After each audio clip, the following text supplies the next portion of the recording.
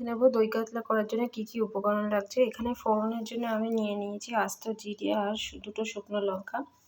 এখানে নিয়েছি পেঁয়াজ বাটা, এখানে আছে কাজু বাটা, টক দই আর আদা বাটা।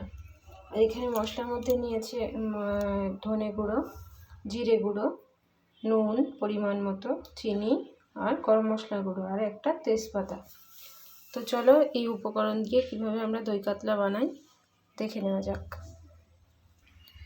তো ফ্রেন্ডস, যে মাছগুলো যে তেলে ভেজেছিলাম সেই তেলটা গরম হয়ে গেছে। এবার এর মধ্যে দিয়ে দেব শুকনো লঙ্কা আর আস্ত জিরে।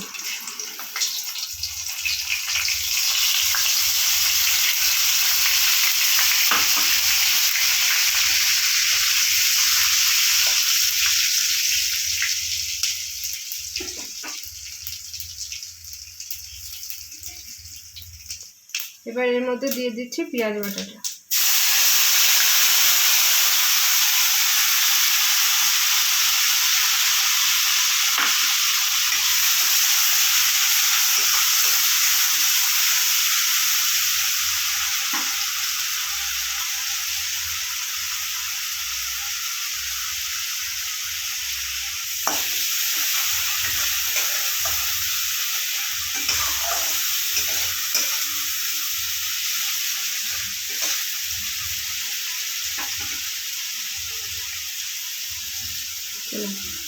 এবার এর মধ্যে দিয়ে দিচ্ছি আদা বাটা।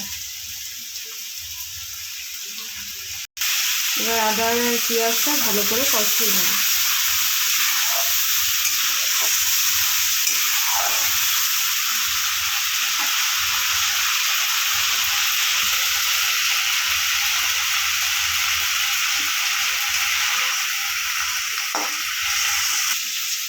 এবার এখানে যে উপকরণগুলো নিয়েছি, জিরে গুঁড়ো, ধনে গুঁড়ো, গরম মশলা গুঁড়ো, নুন আর চিনি এর মধ্যে দিয়ে দেবো।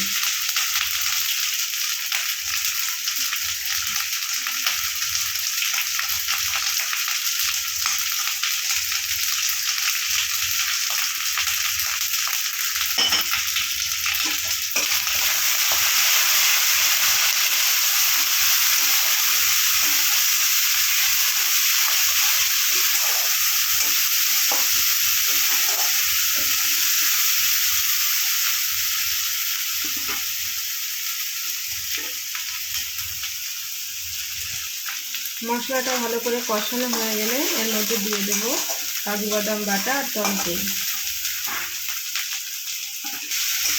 মশলাটা কষানোর সময় দেখে নিতে হবে যাতে কড়াইতে লেগে না যায়।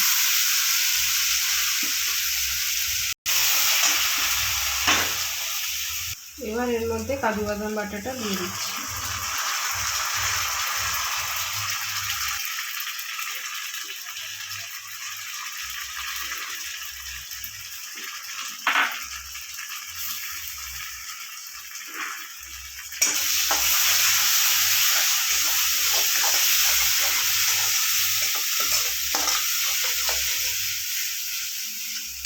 টক দই আর দিয়ে দেবো টক দই।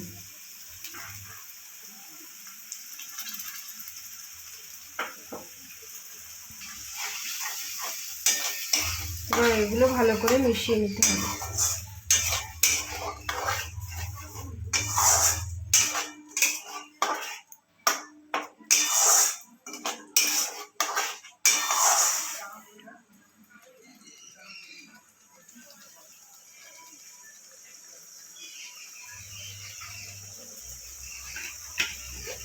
এবার এর মধ্যে দিয়ে দেবো অল্প পরিমাণে জল।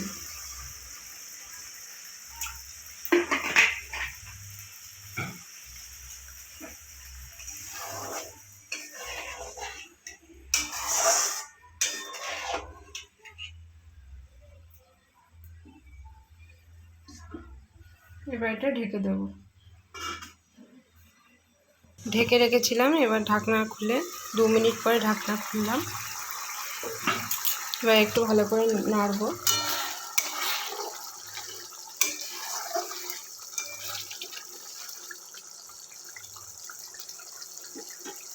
এবার এর মধ্যে ভেজে রাখা মাছগুলো দিয়ে দেবো।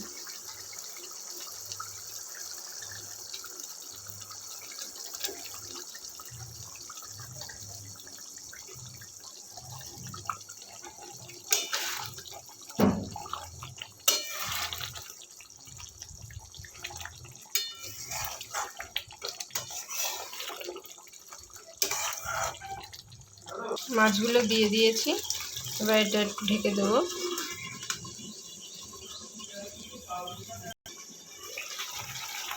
তো ফ্রেন্ডস, আমাদের দই কাতলা রেডি। এবার গ্যাস অফ করে এটা নামিয়ে নেব। তো ফ্রেন্ডস, আমাদের দই কাতলা রেডি। তোমরাও বাড়িতে ট্রাই করে দেখতে পারো, ভালো লাগবে আর খুব কম সময়ে করা যাবে। ঘরোয়া সব জিনিসই পাবে, শুধু কাজু বাদাম আর টক দইটা লাগলেই আমাদের দই কাতলা তৈরি হয়ে যাবে। তো ফ্রেন্ডস, আমার এই রান্নাটা যদি তোমাদের ভালো লেগে থাকে তো একটা লাইক দিও, কমেন্ট করে জানিও কেমন লাগলো, আর আমার চ্যানেলটা সাবস্ক্রাইব করে দিও। আর স্কিপ না করে পুরো ভিডিওটা দেখো, আশা করি আমার এই রান্নাটা তোমাদের সকলের ভালো লাগবে। Thank you friends. আর যদি ভালো লেগে থাকে তোমাদের বন্ধুদের কাছেও এই রান্নাটা শেয়ার করে দিও।